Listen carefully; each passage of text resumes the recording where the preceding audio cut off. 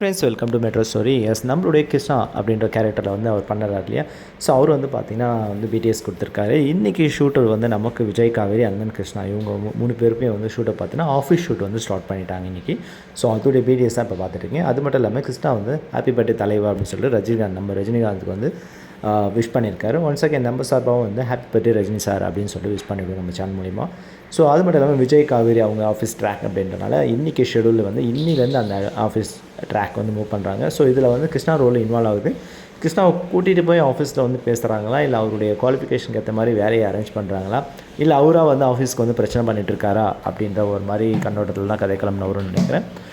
இது just confirmation for office shoot அந்த coming up serial அப்படின்னு சொல்லி அவர் கொடுத்துருக்கனால கதைக்களம் எப்படி இருக்கிறதோ அடுத்தடுத்த பிடிஎஸை வச்சு நம்ம உங்களுக்கு சொல்கிறேன். நம்மளுடைய மெட்ரோ ஸ்டோரி நீங்கள் வந்து ஃபாலோ பண்ணிங்க, சப்ஸ்கிரைப் பண்ணி, ஷேர் பண்ணி, லைக் பண்ணி, கமெண்ட் பண்ணுங்க. கூடவே ஆல் நோட்டிஃபிகேஷன் கொடுத்துங்க, உங்களுக்கு சர்ப்ரைஸாக நோட்டிஃபிகேஷன் வந்துடும். ஸோ இன்றைக்கான அப்டேட் இதுதான்.